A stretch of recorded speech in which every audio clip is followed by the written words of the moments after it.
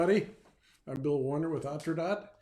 Hey, for the first time, because I just have learned this, we are going out live. Of course, we've done this many, many times, but we're going out live simultaneously to both of my Facebook accounts, my personal page and my business page, and on YouTube. Imagine that.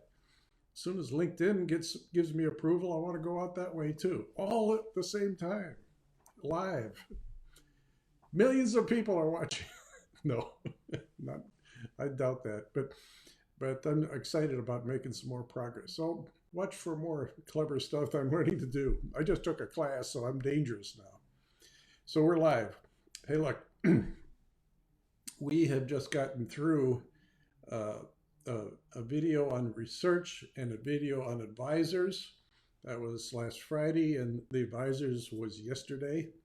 So in this live broadcast, I want to add some more flavor to what this is all about. And you may be curious, I don't know, why in the heck am I talking about two subjects together? Well, there's a reason for it. Because very early on, when you're starting a company, you're going to do a lot of market research. And I'm going to make sure you do. I'm going to be on you. And in so doing, you need a lot of people, some of whom you might want to consider to be an advisor. So that's why I'm coupling them together, because as you're maturing and understanding your business and your market and who the competitors are, and you're participating in all sorts of events, all on Zoom, of course, and you're going to meet a lot of people because you're out there being active. You're going to be looking for advisors. So this kind of go together in my mind. So let me start, though, with the usual advertisement. So if you haven't done so already, subscribe to the Otrodot YouTube channel, and you can see playlists full of this stuff. I got one on marketing. I got one on leadership, sales, how to put a plan together, how to get your company financed, neatly ordered, all 8 or 9 of them right there on the front page of our YouTube channel. So take a look. I think you'll enjoy what you see, and you'll get a lot out of it. That's really the purpose of it. But invite others, invite your friends, ask questions. You can do that in YouTube, and make comments or make suggestions. I'll respond to them all. You can do that here, by the way, too, and I want you to. As we get more into this, you've got questions, don't hesitate to ask. So join our YouTube channel. We'd love to have you. So let's get on into it. So at the beginning, as you're putting your plan together, you're doing some market research, and that was a previous video. So what is going to happen next is you're going to do a lot of work to figure out what your market is. That's what your research is for. You want to know all about how big this market is. Is it growing or not growing? Is it flat? Are there other sub-markets that break this huge billion or multi-billion-dollar market down into something that you can chew on? So you're going to do some market selection inside of this research. I'm picking exactly the group of buyers, I'll put it that way. A market is made up of a group of buyers that you think is big enough to be worthy of what you're going to offer them. And it's going to help you keep focused, which is one of the last things I'm going to talk about here. So you want to know, well, what makes this market a market in the first place? What are the environmental, regulatory, business, competition situations that are going on that causes this market to exist? A market is, of course, made up of buyers, and it's made up of buyers that have a need, which we've talked about many times already, a need that you're going to fulfill. And those buyers that have that need are your market, and you want to know all about them. I also like to draw a picture of the markets. Like this is boxes and circles and arrows pointing to each other, and a flow of the continuity of how a sale is made. That's how I usually write it down. But I want to depict all of the players in this market. I call them players, all the participants. So draw yourself a picture of your market landscape and include manufacturers, marketing organizations, distribution channels, warehousing, development operations, sales channels, things like that.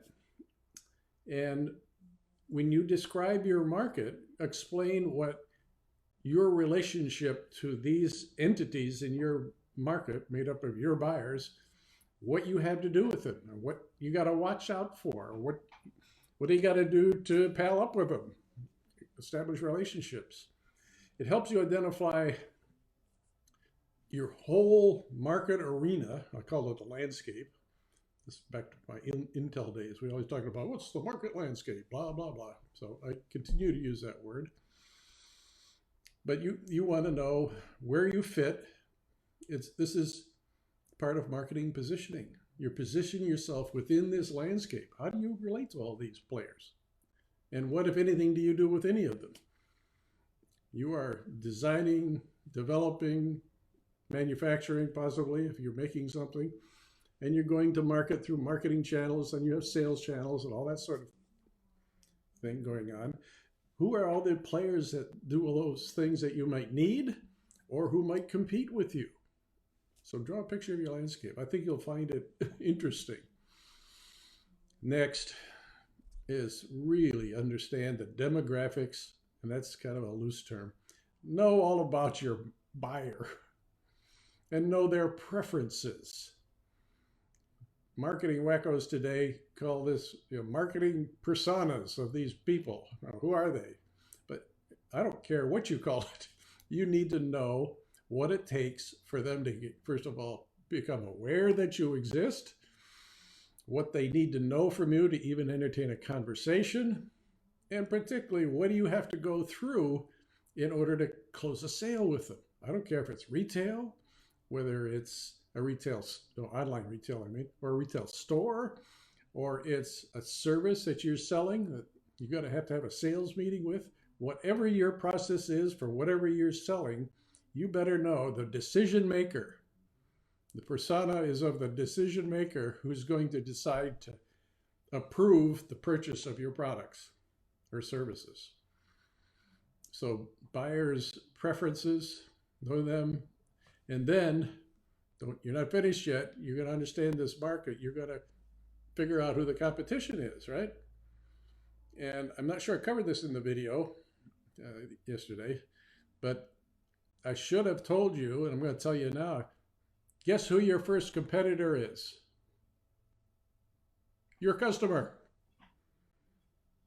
Why? Because they have the need and they're dealing with it some way right now. Not with your products or services, maybe with somebody else's. So you first have to think about, well, how am I going to get over the hump of getting them interested in what I've got that is going to improve their lot in life? Their needs really emanate from what they have to do is hard to do, is expensive, it's full of mistakes, or what costs too much, whatever the heck it is that you're going to solve. That's your first competitor. Overcome the status quo. Simple, huh?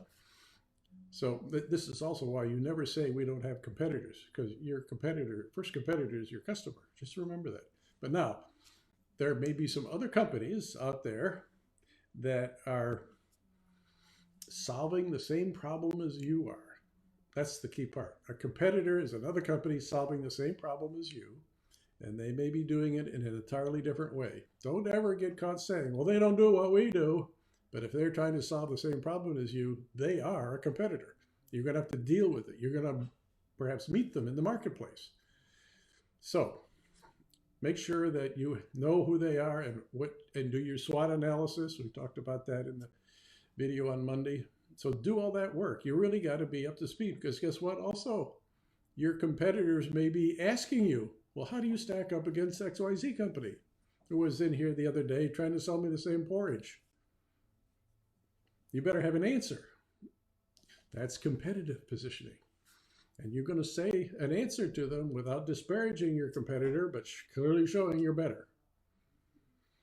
And then the final thought with respect to research is stay focused. Well, it's more than just the research. Once you determine your market, stay focused on it. but stay focused and drilling in on a market that you really want to go after, and then know all of these things about that. You don't need to know all of these things about every other damn market you might be thinking about. Know these for where you're really going to go.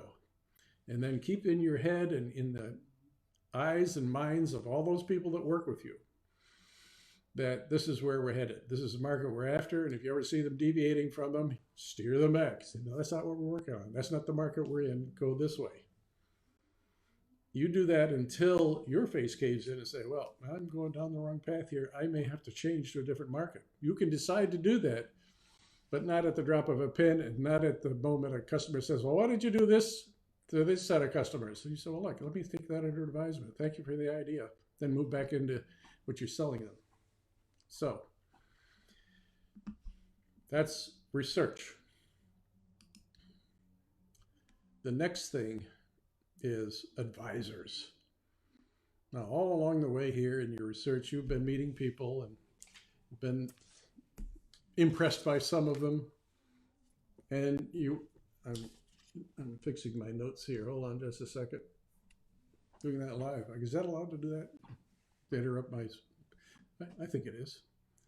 So we're talking about advisors, people that you have met, that perhaps you already know, hopefully, that are going to give you rock solid advice about your market, all that stuff I just got through talking about. Your market, your competitors, marketing channels, sales channels, manufacturers. You want to know a group of people that can help you really engage with all of these players in your market that you're going to have to do business with and perhaps actually support you in your business. So have a set of advisors that know how to do that, not just anybody.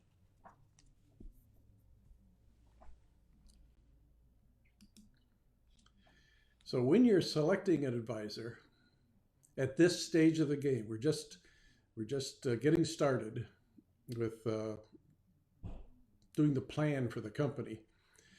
It would be a good idea to have a business coach, someone who also is experienced. You may have to pay them something to actually have them do this for you. Okay. There are many of entrepreneurship programs around our area and about every city in America that has these people kind of hanging around looking to help people. Get them. Get the ones that are really knowledgeable of what you're trying to do. Adds a lot of value and can give you referrals, and in addition to the solid advice about how your business should be run, how to get it going in the first place, and help you avoid terrible mistakes. Think about getting a mentor as well. A mentor is a little bit different than a coach. A mentor is much more an advisor that gives you ideas, tests your thinking, helps you talk through a decision to get convinced that you're making the right one.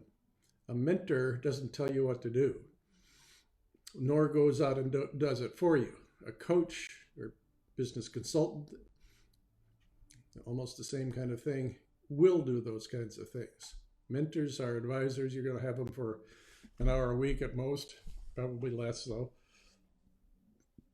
But keep your eye out for these people, because eventually you're going to have to put in place an advisory board. Well, I say have to. You should put it this way.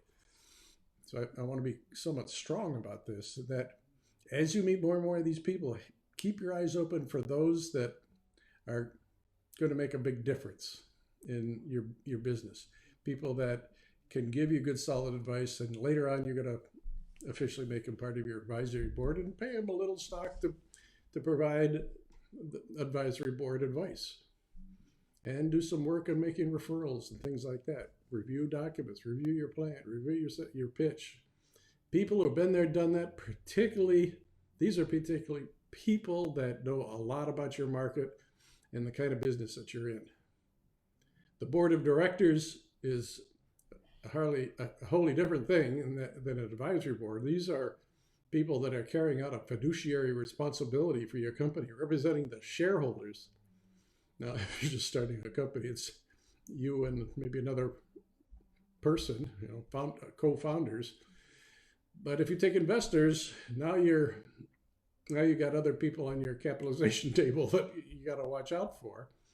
And if you're taking investors, they're going to insist that you have a board. So all my point here is you're not going to form your board here before you even put your plan together, but you're going to be on the lookout for people that could be that.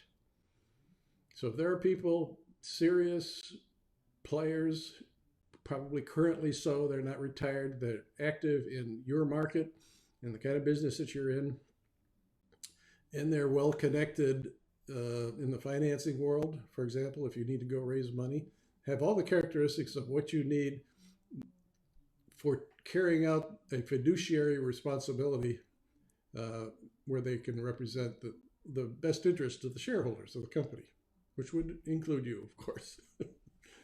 Then finally, you need an attorney, and I talked about that in the video yesterday, as well as accountants, those that have CPAs. But you may have lots of other subcontractors for development, marketing, social media work, email campaigns, and the list goes on. You can consider them as an extended part of your team because you're going to be giving them direction, not in the sense of an employee, but direction in the sense of a task to fulfill, to complete. And you're paying them to do it. So we don't want to get messed up in labor laws here with telling people what to do and when to do it when they're subcontractors. So that's all about advisors and all about the market research that led up to the need for this. So the video, we're doing live today, but the video tomorrow is going to be on your team and putting together the team of people that are actually going to be working with you as participants in your company. And we're going to go through all of that. So that's tomorrow. That'll be out around 10 o'clock tomorrow. So there you have it, research and advisors. So the advice here is do complete research, do a serious job of this, and select influential advisors, not just anybody, people that are relevant. Perform your complete research and do it well. And as you do it, keep your eye open for advisors and potential board members and board of directors, those kinds of things. So questions, and I got a few here. This first one says, so you got to be really well connected to find these kind of people, don't you? Yeah, yes, you do. But if you're not well connected yourself, that's even more important that you get connected to people who are. Let them guide you to where you need to go and actually make referrals. Well, the next question is, well, I'm a tech guy. In fact, I think he's biotech. I think I know him. And I don't know anything about business. How am I going to put together these people that you're talking about? Well, the answer is almost the same. By referral, through people you know. I think you're in the medical field. And doctors, experienced doctors, know a lot of people. Get to know a few of them. They can make referrals for you.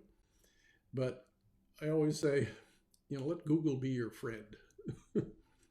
Let LinkedIn be your friend. Do some searches on there. I use those two platforms a lot. If I want to find an expert on some field for somebody I'm trying to help, I've got a lot of connections on LinkedIn, and I usually can find 3 or 4 people that might fit the bill. So and they're first level connections. I make referrals that way. So you got to network around, and I know it's tough to do now that we're all closeted up in our home offices and things like that. But you can do it by establishing relationships through LinkedIn yourself, or by introduction of someone who knows the person you want to reach on LinkedIn, and let them give you an introduction. So you grow your network of people you know. So it's going to be a longer trek if you're not connected.